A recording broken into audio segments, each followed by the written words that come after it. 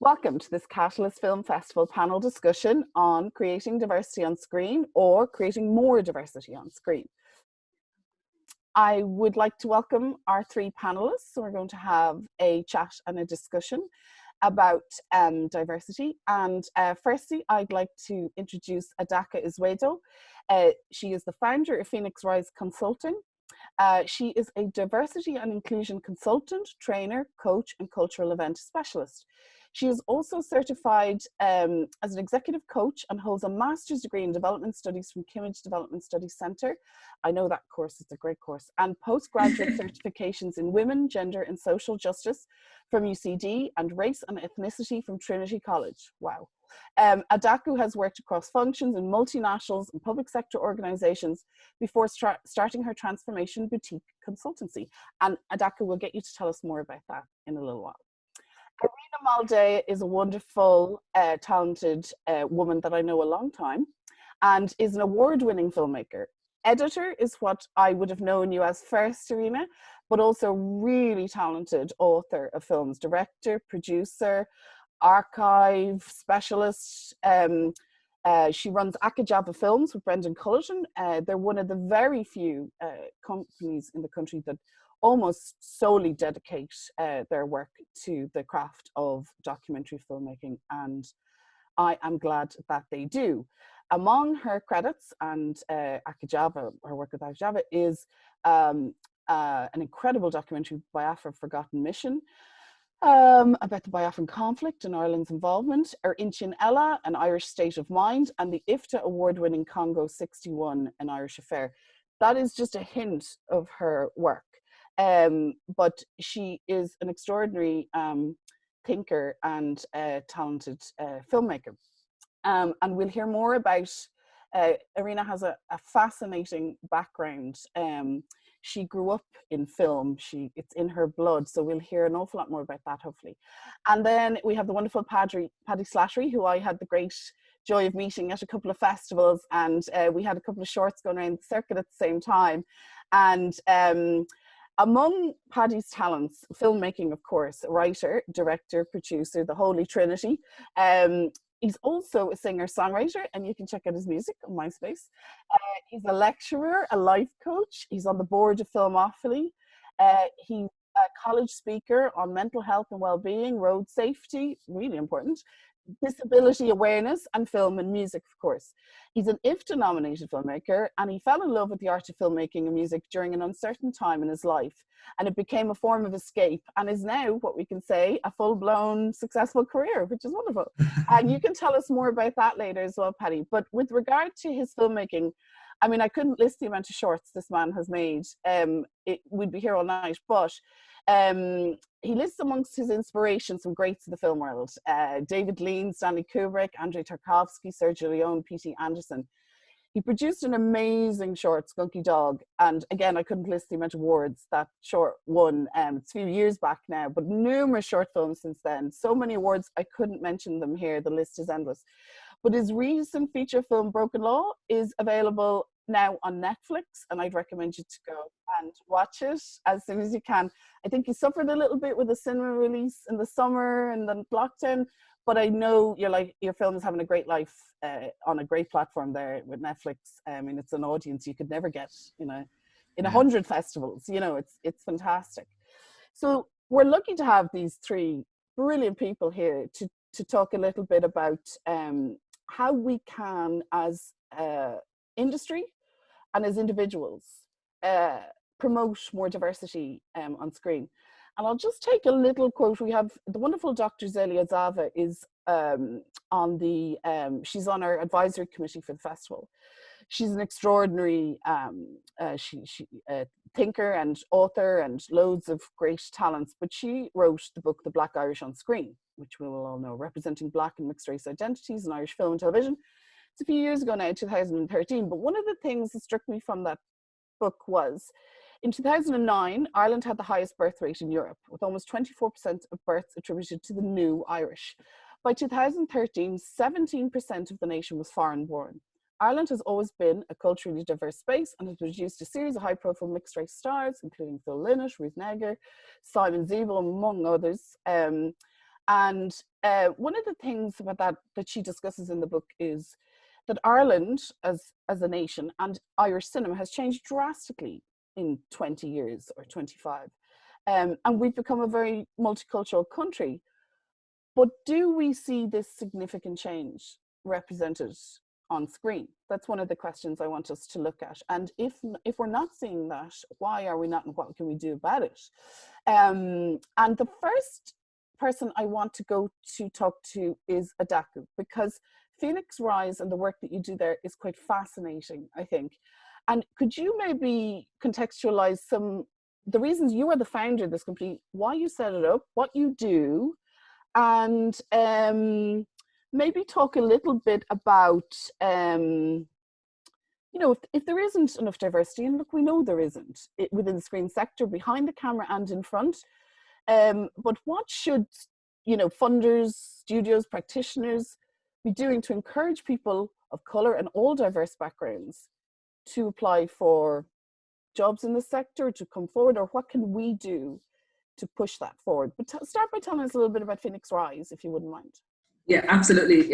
First of all, hi everyone. Thank you so much for having me here. I'm delighted to be, and honored to be here.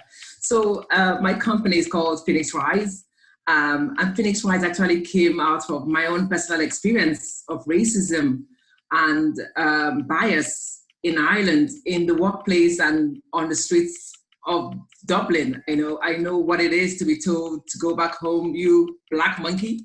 And I never knew that I was black till I came to Ireland, because back home in Nigeria, where I come from, they call me this name called Oyibo.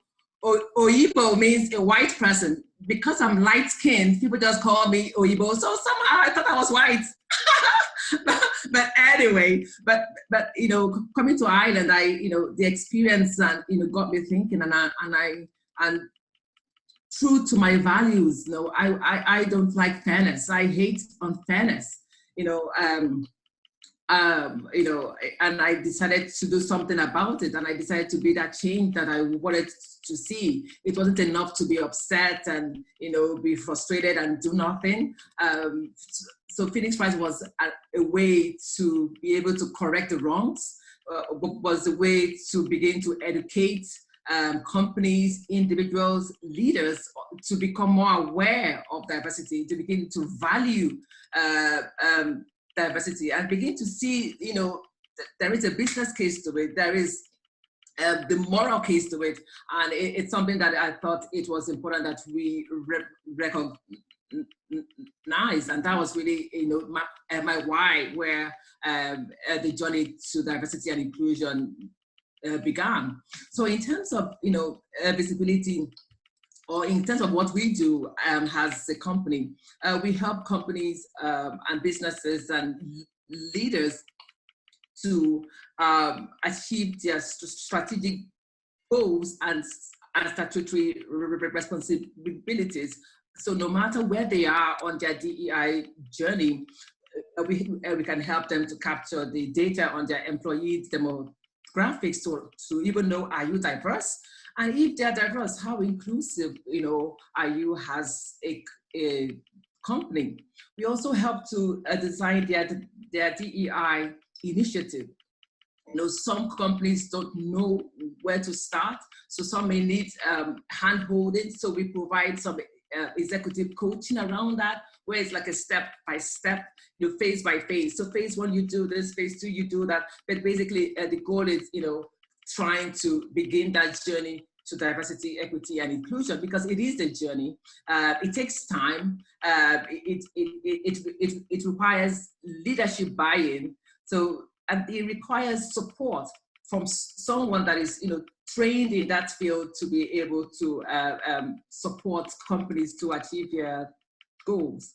We also provide training on conscious bias, inclusive leadership, and anti-racism, to name a few. Again, helping companies to understand the realities or the stories or the challenges that they may come across when working with people from different communities. Sadly, Ireland according to research, is the second worst country when it comes to racism, according to EU. Yeah. And there was a research last year, July last year, by the Economic and Social Research Institute that said that that did a research last year, and the report said that 50% of Irish people do not want to see Black people in Ireland. So those numbers are staggering. And even though we talk about, you know, inclusion of ethnic communities or ethnic minority communities, it's so important to realize that the Black people's experience is different. And back to the question about, you know, how can, you know, we improve or the sector improve diversity on screen? I think, you know, I think companies have to begin with making a commitment. You know, if you don't commit, you don't, you know, nothing happens. You know, and by commitment, I mean like having a policy, a diversity and inclusion policy. You may think it's a piece of paper, but that's an action. It holds you accountable. It's something that you could go back and refer to and say, okay, we said we are going to do this. Have we done this? This is what we stand for. So it's so important that, you know, companies, studios, you know, have a policy that they commit to. And when designing that policy, make sure that it has the voices of every team member. It's not something that the producer and the director goes away and comes back the next day and say, hey team, here we go, this is our policy. No, everybody, every member of the team have to be part of it. In that way, they can get a buy-in. In that way, there's more commitment to achieving it. Then another thing that they could, you know, they need to begin to think about how can we begin to widen our hiring pool. It's not enough to rely on your personal networks, you know. You can't keep doing the same thing you've been doing for 10, 15 years and expecting a different result. It will not work. Ireland has become so multicultural. So you need to begin to think about how can we target, you know, diverse communities. What is the best way? A one-size-fits-all approach will not work. You know, if I'm trying to connect with people from my community, I know that WhatsApp works better than email. I just know that. And you may not know that. And if I don't tell you, you keep sending emails and nobody will respond to you. So that's why it's so important to connect with, you know, leaders that are already working with those communities or are already connected to those communities to give you the insights that you would need to know to be able to be successful in engaging with those communities that you're trying to reach. Another point I would like to make again is that companies need to make themselves, you know, known to underrepresented communities. It's not enough that, oh, we need to hire this, there's a program or no, a film, there is an event going on, you quickly start to look for that. That's just like is it a firefighting approach? There has to be a more, you know, sustainable and you know, way, you know, and proactive way to you know, to manage or engage with this group, so that anytime you want to reach out to them, they know that you are there. So companies need to go out there, make themselves known to these communities, create initiatives around, you know, that keep them engaged with the communities over a long time. And remember that many people from the, you know, from ethnic minority communities they lack role models that are in the sector. They don't have parents that would encourage them to go to a film school or engage in the sector, because it doesn't look secure. They don't even fully understand the industry. I don't. Like, I know that if my daughter comes to me and says, hey mom, I want to be a film actress, I'm like, what, how are you gonna get paid? I'll freak out, because I don't know what it means. It looks right. It's so precarious. Like, people just, you just don't know. Yeah. And again, sorry, I was going to say that's exactly right, Adaku, because myself and Patty were talking about this recently, about social capital. This, you know, people from privileged backgrounds, and that privilege can come in many shapes and forms and levels, have connections to a neighbor, a friend, or somebody. But it is that thing of that, you know, you can't expect people to join a club they're not even aware exists, or have, you know, and it isn't about, well, if people aren't applying and if people aren't coming, you know, it is about trying to bring some of that social capital to people who have no instant access to it. And I, on that note, actually, because I was talking to Paddy about this a little bit, um, and we'll come back to you, Adaka, because that was really, really fascinating, and you raised so many interesting points and some very depressing ones as well, I must say. But you know, depressing because they're true. But I think, Paddy, we were chatting about. Well, I was thinking about when I saw Broken Law, that I think within the first 10 minutes, I was thinking you had ethnic diversity, you had social background diversity, you had color diversity, all, you know, but not with big flashing lights signposted over the head. And and it just like felt very natural, you know, in the film, which is I think what we're all aiming for, that to avoid tokenism, to avoid stereotypes and all of that. But one of the things that I thought was, for you, Paddy, as a filmmaker, is it at script level that this has to happen, or is it in casting? Is it a combination of both? And where is it at for you? Yeah, I believe I think the book stops with the storytellers, in all formats, especially the media, the tabloid media, the news media, social media.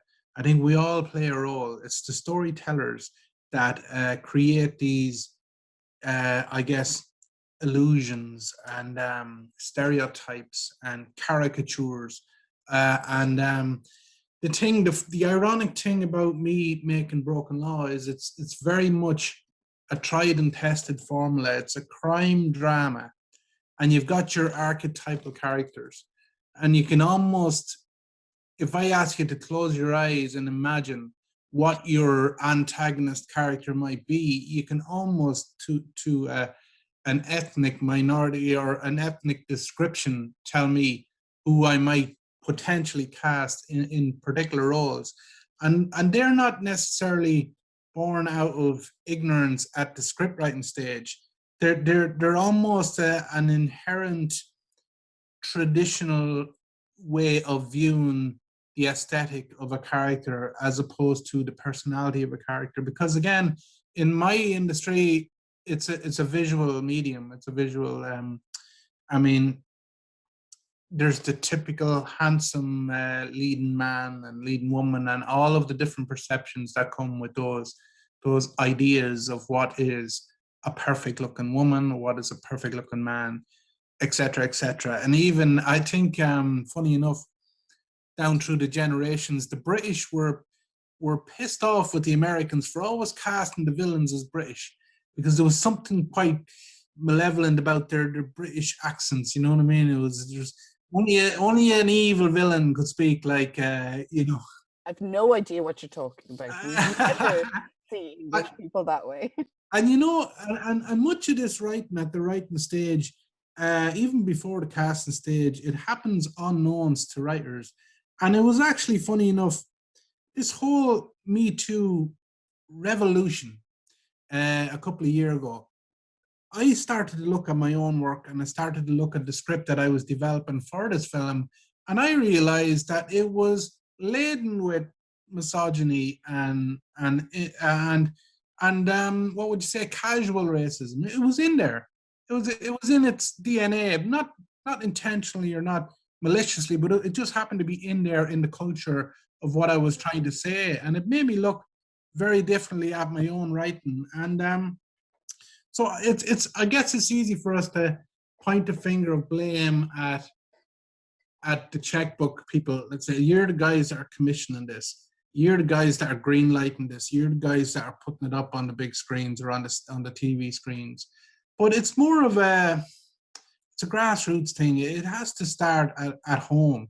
Like you said there, you have to be the change you hope to see, not just in your own life, but up on screen. And it starts with the storytellers.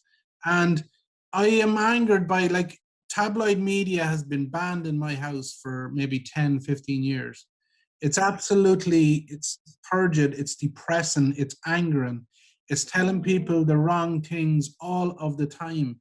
It's telling us what our idea of a successful person is. And it's generally white, young, athletic, rich, and famous.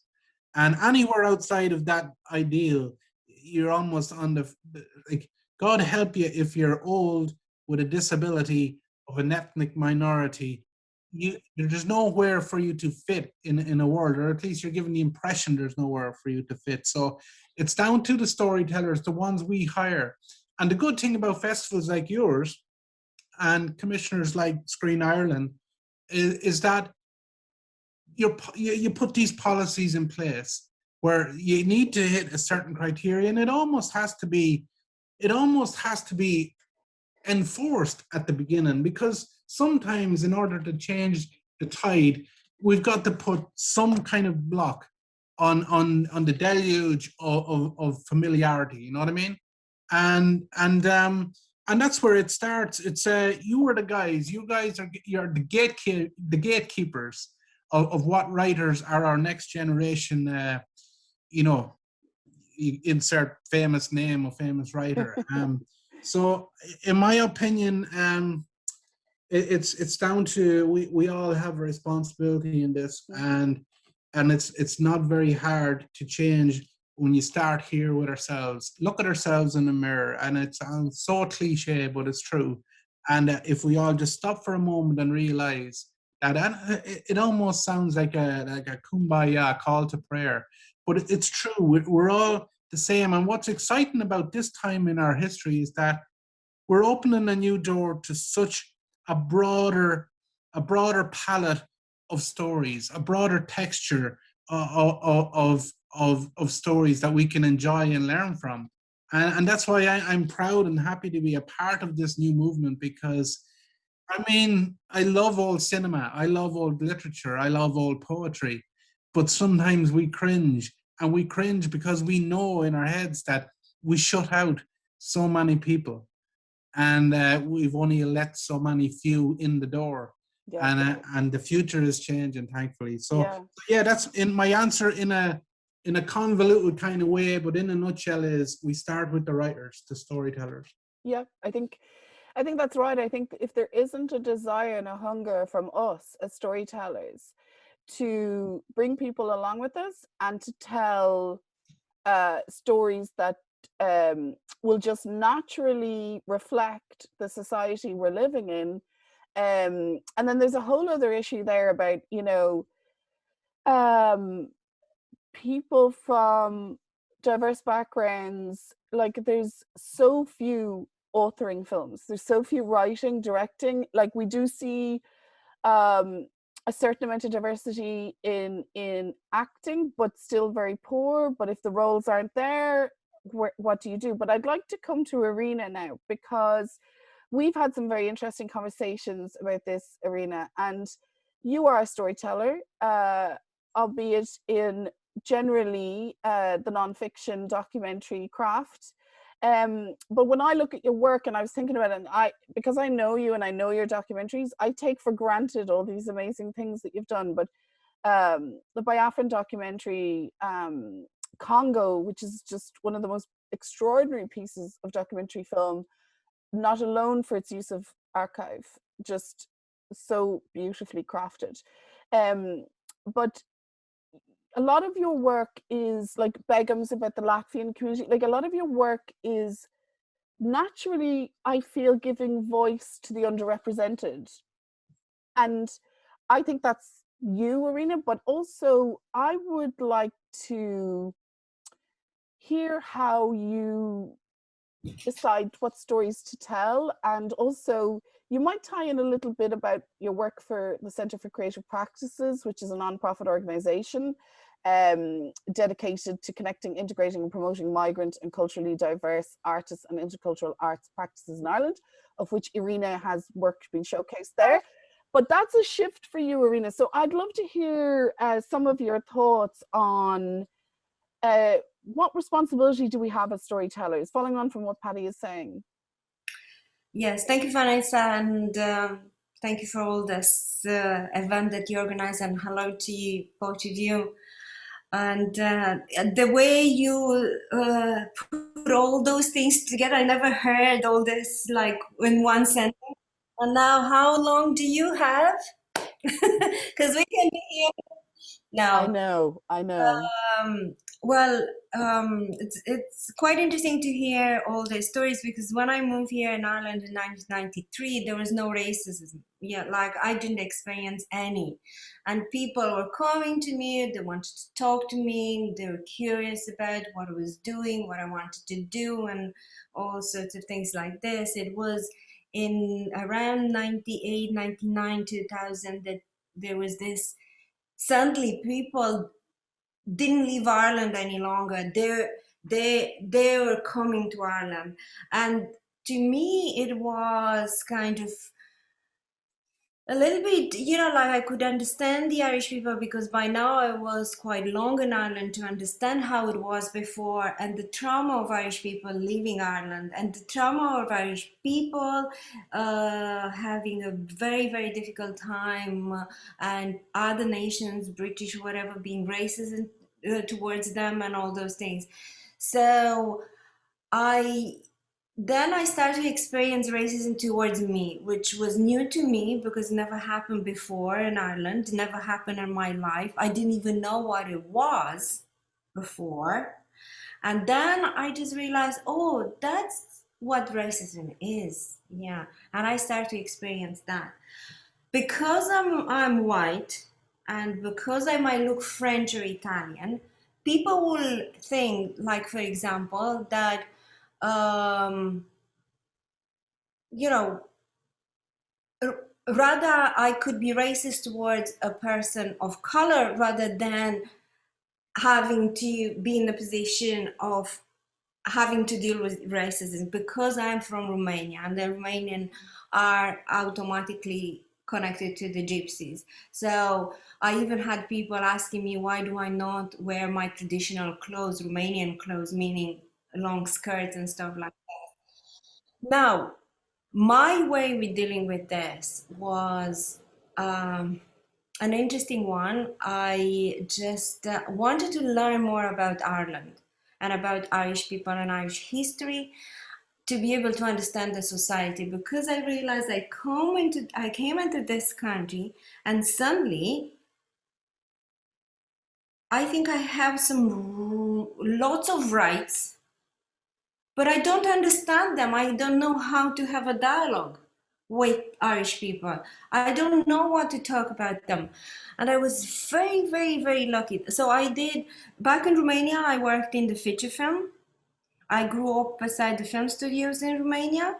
The film sets of all those epics, we used to make around 40 films a year there.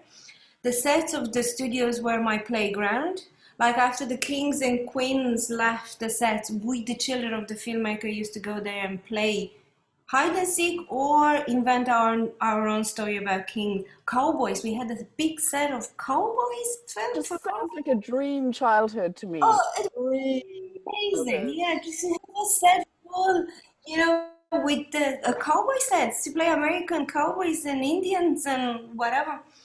But then that's what I want to say. Then I worked here in drama as an assistant editor, and then I edit short films. And then my daughter was born, and I had a little gap, so I decided that I have to have this little gap to look after her, because I didn't have any brothers, sisters, parents, nobody to help me. So I was just kind of thinking, this is wonderful to be a mother. Why should I work when actually this is my time to be a mother? That's what I'm supposed to learn about the world of being mother. That all my experience and everything is going to be put back into the world of film, let's say. So I started working in documentaries. And that was, I was telling Vanessa this morning about, I kind of started to ignore racism. I just ignored it. And I said, before I will say anything to any Irish person that you're racist to me, I'm going to learn about you and where you come from. That when I know about you, where you come from, I will have the right, or at least I could ask you to find out about me, where I came from. I can't ask you to look at me and know who I am and ask you to do all those things, to open all the doors for me because I'm special before I know about you. So then let's talk about it. So I was so lucky that I was asked to edit, which I thought a documentary, from feature film to documentary, but I was asked to edit a documentary about Irish immigrants in the 30s, 40s, and 50s and 60s. So it was in an Irish language, so I couldn't speak Irish at all, but I couldn't speak English either that well, so it didn't make any difference. And what I did is, like, when I was listening to the interviews of the Irish people speaking in Irish, because it was for the Irish television, I realized there was something quite powerful there. I started to edit their interviews. The director couldn't figure out. Barry was saying, but you don't speak Irish, how did you edit this? Yeah, there was something beautiful about listening the stories in Irish. There was a poetry, there was heart in there, and there was a soul in there that I could connect with. But because as well, they were telling stories about my stories, about people, displacement, being moved from one place to another. And I was able to connect with them. And a very powerful, even now when I think of me sitting at home, viewing hours and hours of tapes of people speaking in Irish, telling their stories, how they left Ireland, what they did, whatever. But that's, I think, for me, was the connection. I do not think of me as diversity. I don't think of me as something special. I think of me as a person that could hear all the Irish story, all the immigration, because the trauma that is in Ireland, about people leaving Ireland for many years, till the 90s, you know, they're just starting to come back to Ireland in 96, was a way of feeling that I'm part of the society. And the minute you feel part of the society and you understand the heart and you can feel the beat of the heart of this country, then people are open to you and they don't look at you as diversity necessary. It's interesting, Irina, because we were talking to Ruth Nega about this recently, myself and Susan, and also Gildea Zeva mentions it in her book, is that so to be included, does that mean, you know, Ruth was talking about, what about people of ethnic diverse backgrounds, color or foreign or whatever? It's like they're kept out of being a part of Irish history, that there's an otherization, that you are new, even if you were third generation, you are new. So like Strongbow Aoife, you know, you've made documentaries, like those elements, mythological or actual, that there can be an otherization. And what I'm interested in is, that's one thing about, like, I'm really interested in how we might avoid tokenism and stereotypes in our, because that's connected. If we don't see that new Irish people, and I kind of hate using that word, that all Irish citizens See, the thing is that, of yes, but Vanessa, I don't feel, I feel Irina. You know, you have to start stopping feeling that you're new. And when people do, because it happens to me just recently, I don't see it that much. Mm-hmm. You know, I don't react immediately. I only react to something if I know that I have the time to open up a dialogue, like you said, that you have to open dialogues. It's only when I know that it can be a dialectical dialogue, if you wish, that I can listen to their opinion. They can listen to me as well. But think about another thing, you know, Irish around the world, you know, when you go to America and whatever, everybody said, I am Irish. People do like to be special as well. They don't always want to feel all together. So we have to be able to kind of, in my opinion, to all connect, not separate. I am special, I am new. I am of a color, I have special things to say or to whatever. We are all together in this, and I think that's the little line that we have to separating us in different groups. But I agree with Paddy that you have to push it in one direction very far and cruel to be able somehow somewhere to find the balance. You have to do this, but as long as we know that that's what we're doing, find the balance. Yeah, but even you, Irina, said to me, you know, I don't feel like an immigrant, and I mean, you're here longer than you probably were in Romania by now, I imagine. But Half and half. half I have and a half. child with two mothers. One foot in one, but I think that you even said to me that, you know, I've actually decided now I have to do something, and that was getting involved with this end. And I feel the same way. It's why I got involved with Women in Film and Television. It's why me and Susan have set this festival up. But I just feel like we're just touching off the surface, and time is running out. There's so much to talk about. But I want to get round. Paddy, did you want to come in there? And I want to go back. I just wanted to say that one thing. The reason I started to do this, you know, now is because I feel strong enough that I have the knowledge. I read enough. I made lots of Irish documentaries about Irish history. I had to learn my history as well, and the world history, the Congo's history, the Nigerian history, the IRA history, you know, the Norman invasion, because I realized I made a documentary about the Norman invasion because I didn't understand where the IRA is coming from. So I needed to go back there to understand the present. But that's what we have to do is an effort from both sides. And the reason I decided to be part of this is just because now I think somehow I can encourage people to do this, you know, to feel like we have together be in this and just completely break those barriers that we separate ourselves in some sort of community. We are this and we are that. Well, can I say, in there is the great dichotomy, because, put it this way, there's something innate in our human nature that we seek to find, I guess, recognition in someone else to identify who we are or where we belong. There's a tribalism and an individualism that's inherent in our human nature. Now, how do we tell everybody that we're all the same, we're all this collective human force, but at the same time be able to celebrate our own uniqueness, our own identity? Because that's why I'll go to a film, because we root for a particular character, one that we can see a little bit of ourselves in.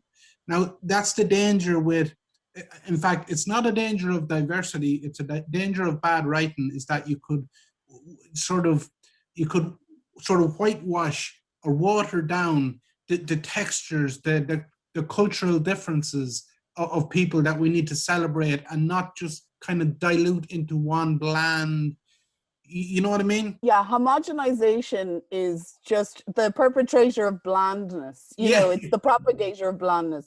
But that's very interesting, Paddy. I want to come back to, oh, sorry, did you want to finish, Paddy? Sorry. I was just going to say, like we can continue this discussion, because I have been struggling with this, because I wrote a script for a feature film about the Romanian community, and that was 10 years ago, and they absolutely in the film world, and nobody could understand this character because it wasn't the way the script of the world is written, that certain characters from certain countries, they have to play that role, and guy didn't.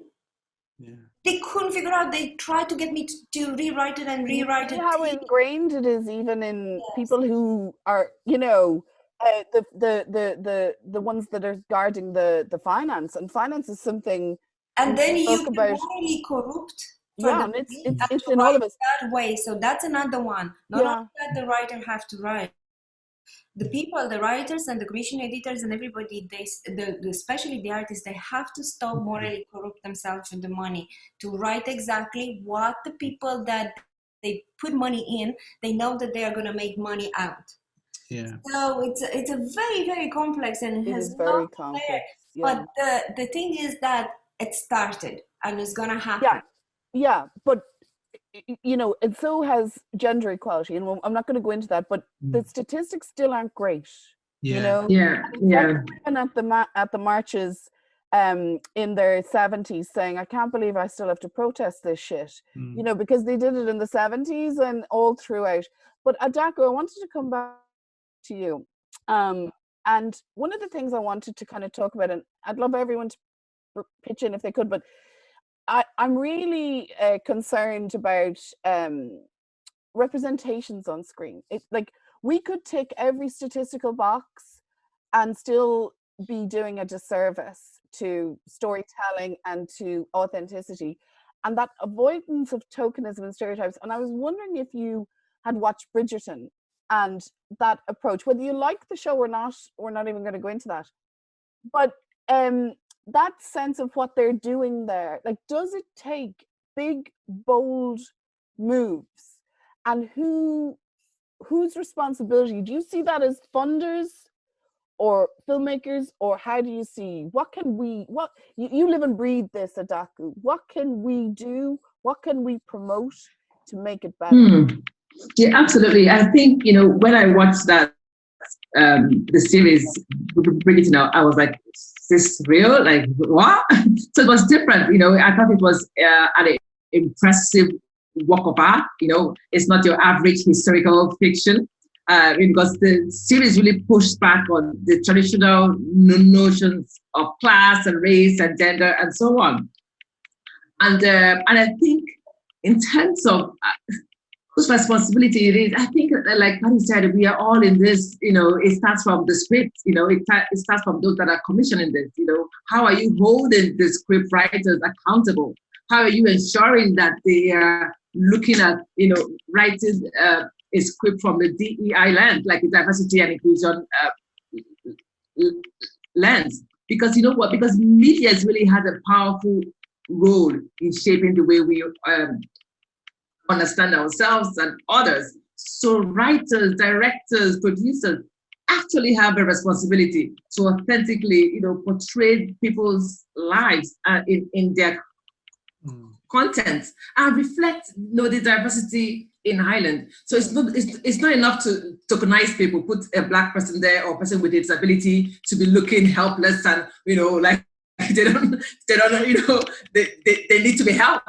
So it's about, you know, asking themselves, you know, from the moment they receive a script, it's like asking yourself as a producer, as a writer, as a director, you know, are the main and secondary characters, you know, are they diverse? You know, does the storyline stereotype a certain group of people? Is the content produced from a DEI lens? You know, whose stories are told or whitewashed or ignored? So these are real questions that you could ask yourself. I remember during a course, because I run a training session around unconscious bias and the diversity and inclusion.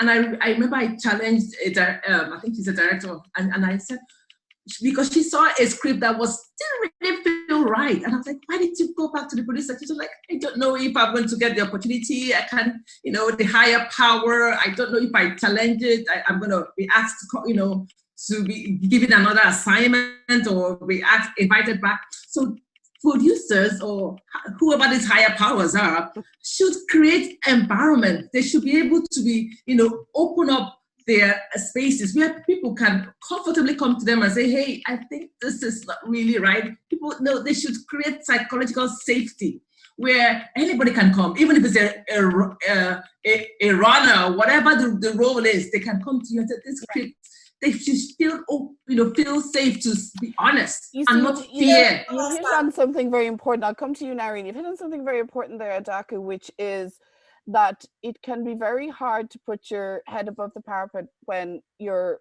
livelihood depends on those people funding you. So that's another thing, but you're hit on something very important. Yes, I know you wanted to, Irina, I know you wanted to come in there. Yes, I just want to throw in this, you know, one aspect that we really, really have to take in consideration. And I mentioned this, and that's probably why I am starting to be in those kind of in this world of diversity and whatever, because I think it's very important to remember the moral responsibility and the moral corruption.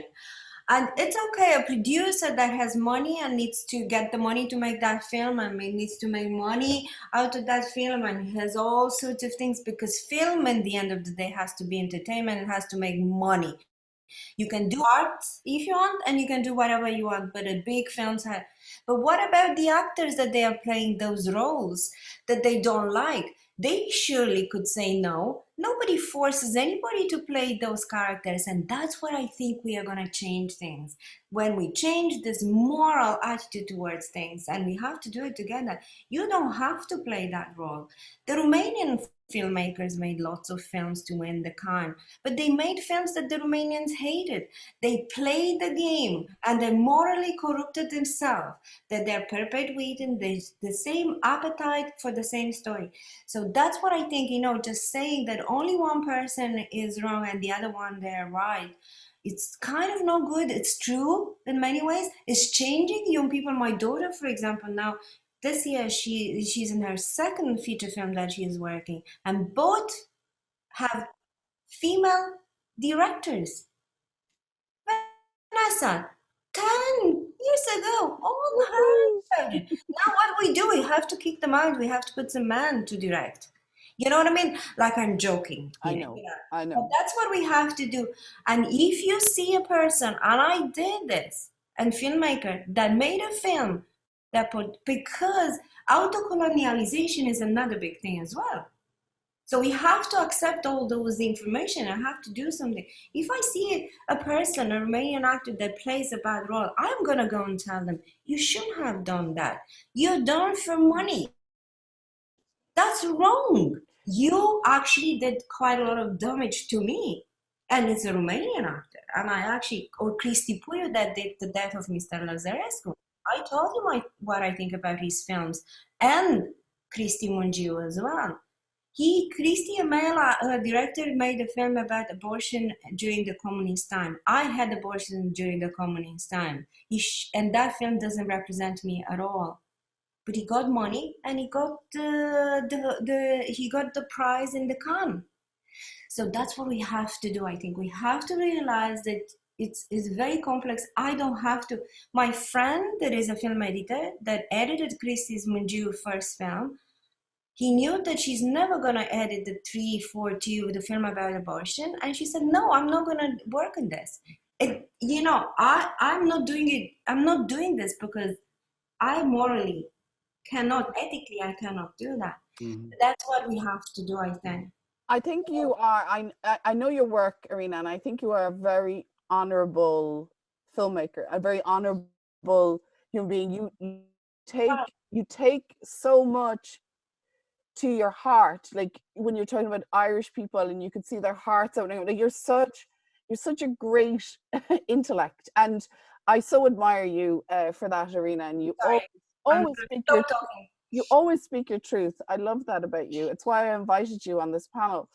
But what I am going to finish on is that things are changing, and I just don't think they're changing fast enough for my liking. I also think that if we make the mistake of leaving people behind now, we will cause irreparable damage moving forward. And I don't see any Irish traveller filmmakers. I know there's your good friend John Connors, but I mean, one person does not represent an ethnicity. Yes.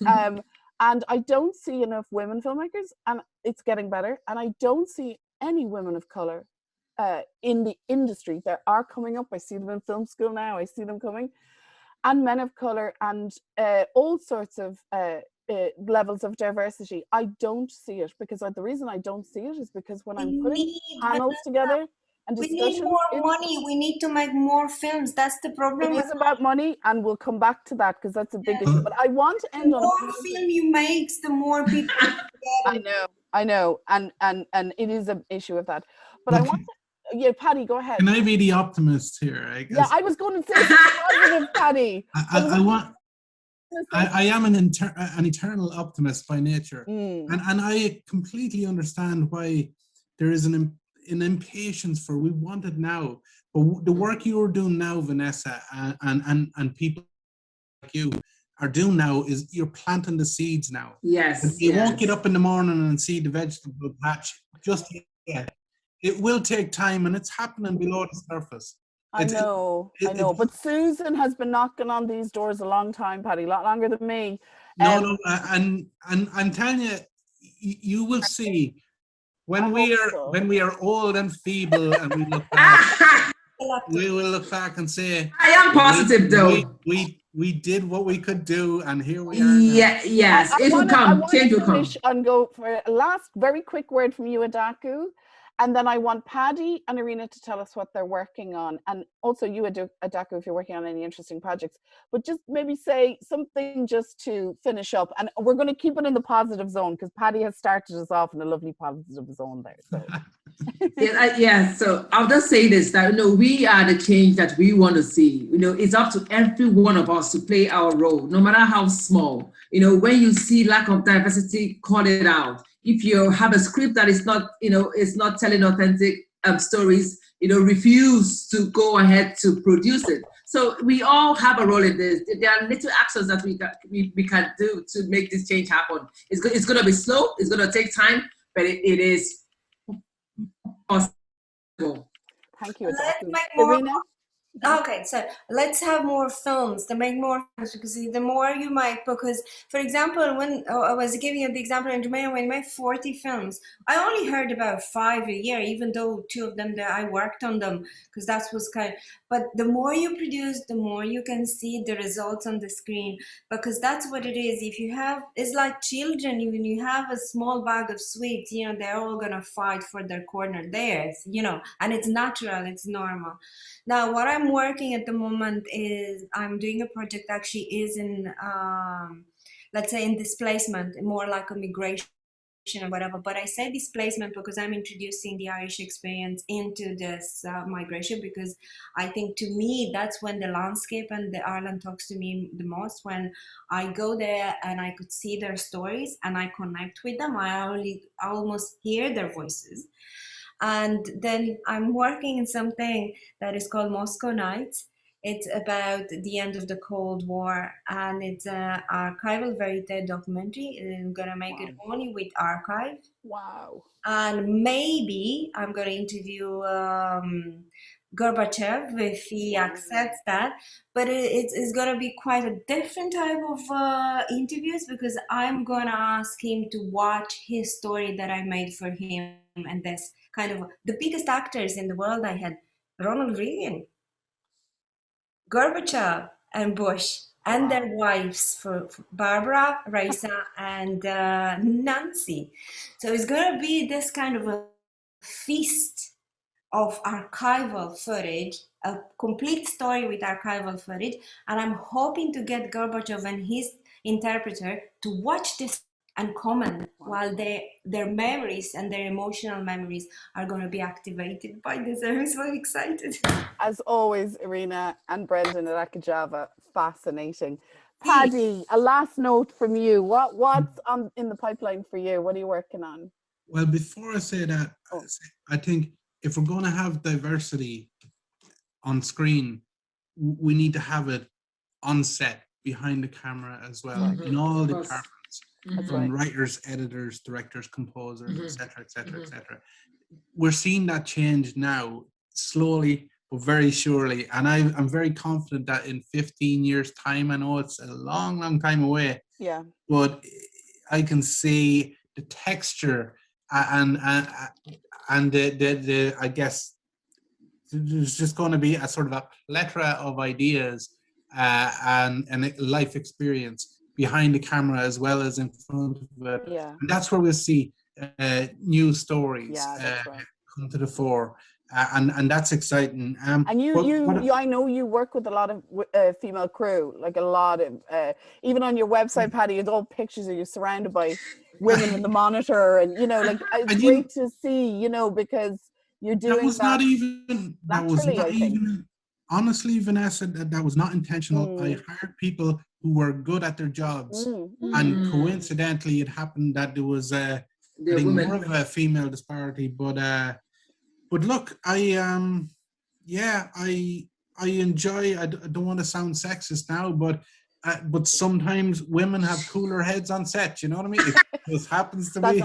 That's not sexist. We will Yeah. totally Compliment. take that, Paddy. We will totally take that. Thank you. I That imagine goes your against story. stereotype. Women are people say women are hysterical. Oh, geez, you can't even debate with women. Not the case.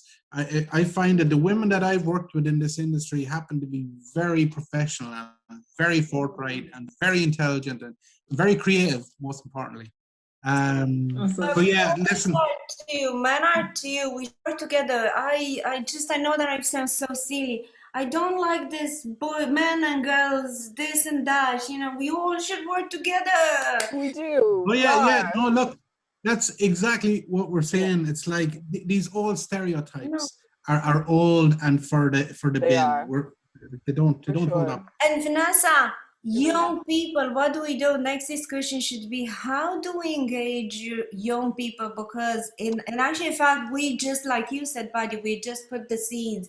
You are young and you can carry on this, but we have to engage the young people. That's right. We have to give them opportunities. But We need to Susan start from schools. Yeah, From Susan is schools. doing another panel about diversity and break to the industry. Yes. But there is good work going on in the National Film School and other colleges about in terms of diversity, and even what Adaka was saying, like it's only we're only talking 4 or 5 years. Most film organizations did not have even a gender policy, let alone an EDI policy.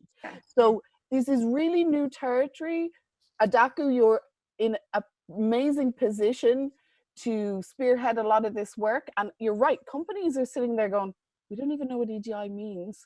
We need Adaku to come in. And look, even you could be cynical about some of that, you know, in terms of big business or corporations, but at the same time, it's a hell of a lot better than where we were 10 years ago. Yeah. So I applaud that. But with someone like you at the head of that, I wouldn't worry about any of that at all. I would say, you know, take them to town at Adaku and make them you know, but in a positive way.